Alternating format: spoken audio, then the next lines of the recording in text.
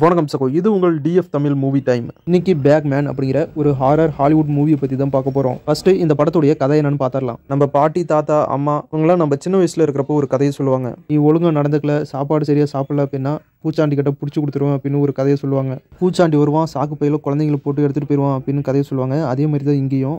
வெளிநாடு இல்லையா, அதனால சாக்கு பையை பேக்காக மாற்றிட்டாங்க. நம்ம ஊரில் சொல் பேச்சை கேட்காதவங்க கெட்ட பசங்களை தான் பிடிச்சிட்டு போவான் பூச்சாண்டி அப்படின்னு சொல்லுவாங்க. இந்த படத்தில் ஒழுக்கமாக இருக்கிற பசங்க நல்ல பசங்களை தான் பேக்மேனுக்கு பிடிக்கும். பேக்மேன் வருவான், அவனுக்கு பிடிச்ச நல்ல பசங்களை பேக்கில் போட்டு தூக்கிட்டு போயிடுவான் அப்படிங்கிற விஷயம் வெளிநாடுகளில் ஒரு கட்டுக்கதையாக இருக்குது. நம்ம ஊரில் பூச்சாண்டி கதை எப்படி ஒரு கட்டுக்கதையோ அதே மாதிரி இங்கே பேக்மேன் அப்படிங்கிற கட்டுக்கதை வெளிநாட்டில் ரொம்பவே பிரபலம். ஆனால் நம்ம படத்தோட ஹீரோக்கு இது கட்டுக்கதை இல்லை, இது உண்மை அப்படிங்கிற விஷயம் தெரியுது. ஹீரோ சின்ன வயசுல பேக்மேனை பார்த்த அனுபவம் இருக்கு, அதனால தான் பேக்மேன் கட்டுக்கதை இல்லை உண்மை அப்படிங்கிறத நம்புறான். இப்போ ஹீரோவோட சின்ன பையனை பேக்மேன் டார்கெட் பண்ணியிருக்கான். நம்ம பையனை பேக்மேன் கடத்த போறான் அப்படிங்கிற விஷயம் ஹீரோக்கு தெரிய வருது.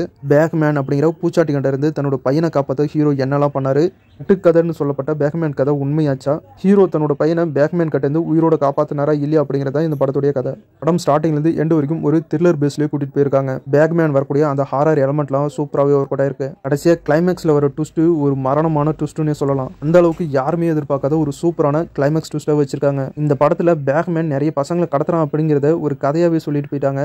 படத்துடைய ஸ்டார்டிங்ல ஒரே ஒரு சின்ன பொண்ணு கடத்துவான், அதுக்கப்புறம் வேற எந்த குழந்தையும் கடத்துற மாதிரியே காட்டல.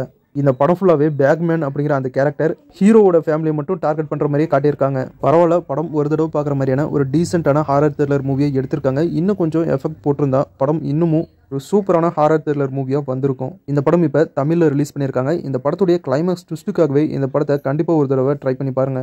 அடுத்து வேற ஒரு நல்ல படத்தோட உங்களை சந்திக்கிறேன். உங்கள் TF Tamil movie time. Video பிடிச்சா லைக் பண்ணுங்க, நம்ம சேனலுக்கு சப்போர்ட் பண்ணுங்க. தேங்க்யூ.